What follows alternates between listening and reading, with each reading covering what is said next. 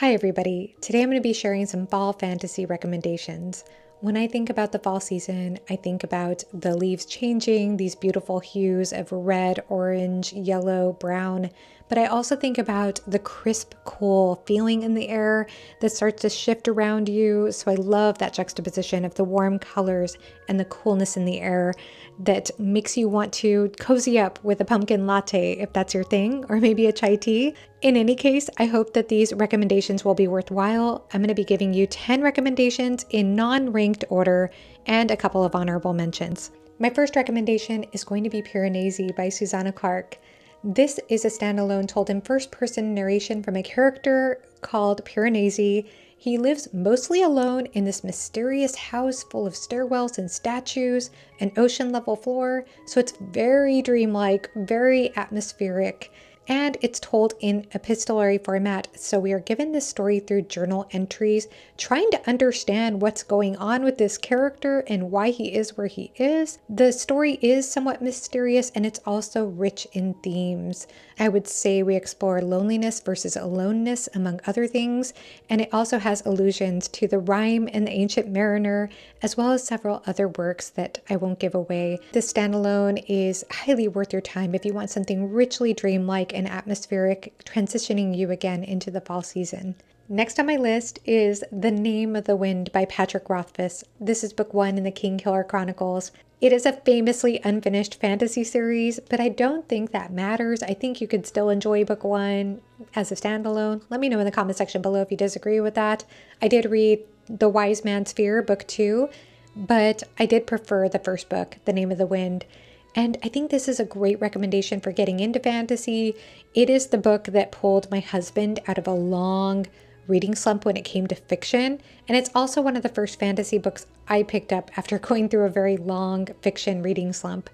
And I remember that it pulled me in, it transported me. It was one of those books that made me realize I think I'd prefer reading rather than watching something, which was kind of a new feeling for me at the time. This is a framed narrative, so it's a story within a story. We have a character named Kavoth who starts out as an adult. He is allegedly a king killer, and he starts to tell his tale about how he ends up where he ends up. And so you're unfolding his whole story from his youth when he's a traveling musician and actor with the troupe, and how he comes to be introduced to magic. The story is so immersive. I think that this is just such a great recommendation for anyone who wants to get into fantasy because it is so rich. It has excellent evocative writing, but at the same time, it's not heavy. It's not hard to read. I think it's just very easily immersive.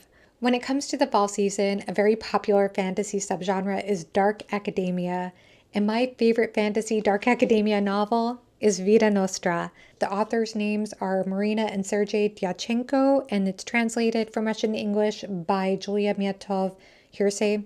This book follows a girl named Sasha who is approached by this mysterious man, and before you know it, she's throwing up gold coins and gets enrolled in an institute for special technologies. She undergoes a very strange, mysterious metamorphosis while she's there, and I would say that this is highly psychological. It's also more magical realism, or on the magical realism side of the spectrum when it comes to fantasy, and it is deeply engaging and suspenseful. It is book 1 in an unfinished series, but I don't think that matters. I think you can read this as a standalone. I did feel a little bit mixed about the ending of this book, but then when I thought back on the ending of the book, I started to love it the more I thought about it, and I think it's very fitting. So in my opinion, the best dark academia book I've read thus far. Highly recommended if you like that subgenre. My next recommendation is the book I'm currently reading, and that is Sailing to Sarantium by Guy Gavriel Kay. This is book 1 in the Sarantine Mosaic duology, and it's highly recommended to read it back to back with Lord of Emperors book 2. I am getting a great fall feeling from this book.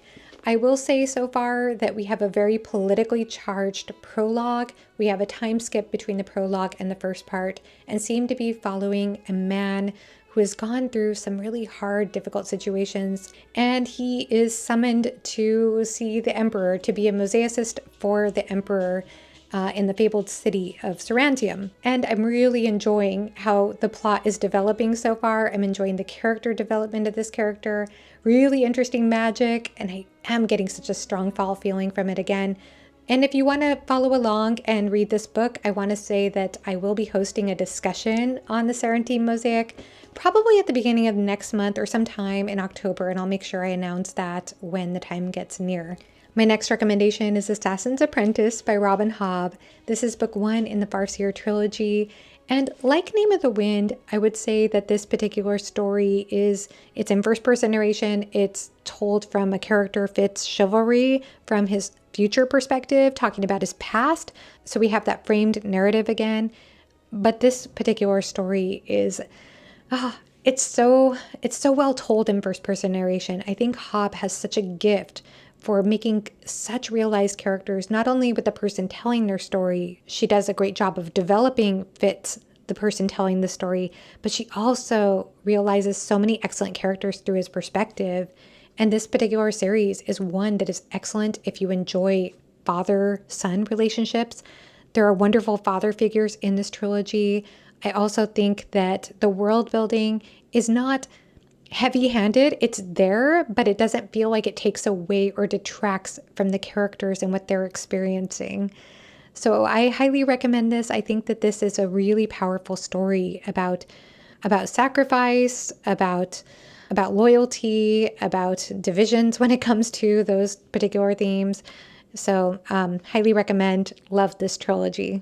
Legends and Lattes by Travis Baldree is another great recommendation for the fall season. Maybe fantasy isn't your typical genre and you just want something lighthearted, something that's not heavy. I think this is an excellent palate cleanser type of fantasy story. It's often referred to as cozy fantasy and having low stakes. We follow a character named Viv, an orc named Viv, and she has decided to put her sword on the wall, and she retires from that life and she decides to open up a coffee shop. So even though, we're not talking about the world being threatened as we do in most epic fantasy, I still think that the stakes are meaningful and relatable because a lot of us start new chapters of our lives. Many of us have moved to a new place before and know what it's like to start over. So it's a story about that and about the friendships that she makes along the way. So I was charmed by this story. I thought it was absolutely delightful. And I think it's the perfect read if you want to cozy up with an easy palate cleanser, maybe while drinking that pumpkin latte. Next on my list is Elric of Melniboné.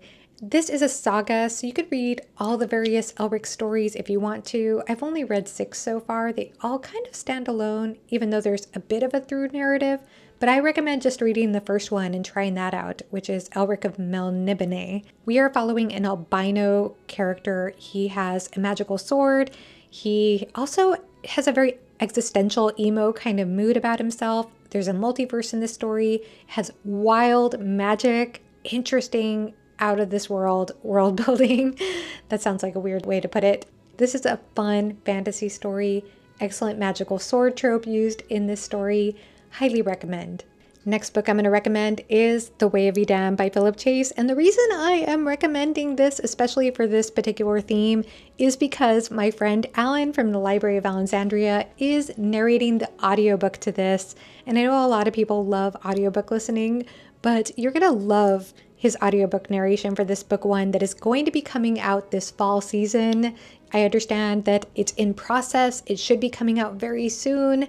So please look out for that. I think it will be a wonderful way to explore Philip Chase's trilogy. So it's a good way for me to shout out my friends. My friend Philip Chase wrote this trilogy.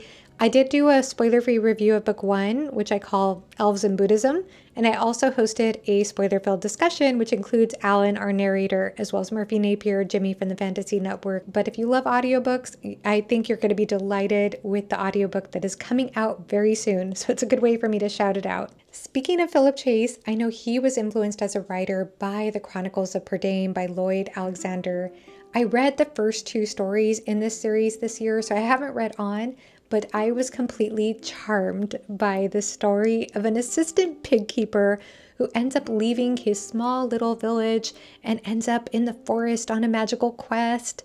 It has a lot of classic high fantasy tropes, but it is well written. And I thought that the character work was wonderful. So it's a wonderful, wholesome, high fantasy, middle grade story that I think you will find charming and wonderful for the fall season. My last recommendation is going to be The Child Thief by Brahm. Now, we have spooky season right around the corner with October next month. I know a lot of people are drawn towards horror, the horror genre, but if you want that blend between fantasy and horror, The Child Thief is your book. Brahm is not only an excellent writer, but he's an incredible illustrator, and he has wonderful illustrations for The Child Thief. It's a very dark Peter Pan retelling. It's also a portal fantasy. I loved the subversion of the captain character in this story, and it has a lot of Arthurian lore weaved into the tale as well. Now, a couple of quick honorable mentions, and one is Ninth House by Leigh Bardugo. This is also dark academia following secret societies and cults at Yale University, mostly following a female character who ends up pretty awesome in the story, I think. But I haven't read this in a while. I read this before I started a channel, but I read it on Halloween. And more than I remember details about the story, I just remember being very drawn into the story. I felt like the writing really pulled me in. And as much as I enjoyed this book, I have heard that the sequel might not be as strong from friends who've read on. So I haven't picked up the sequel, but I thought I'd mention Ninth House because I did enjoy it. And then the other honorable mention I'm going to mention is going to be the Witcher short story collection, The Last Wish. There are 2 short story collections in the Witcher series. I'll just go ahead and mention the first one, The Last Wish. This is a great introduction to the character of Geralt. Is it Geralt or Geralt? I can't remember now. The Witcher and Yennefer and Dandelion. It's a wonderful introduction again to this particular series. I did read all the Witcher books, but again, many years ago. So it's been a while since I've read this, but I read it while my husband was playing the Witcher game, Witcher 3 game that is, and had a great time. It was wonderful to read the book, by the way, with the game soundtrack in the background. That is it. Those are my fall fantasy recommendations. Let me know in the comment section below if you've read any of these books, if you're planning to read any of these books. Let me know your fall fantasy recommendations in the comment section below, and have a great rest of your day. Bye-bye.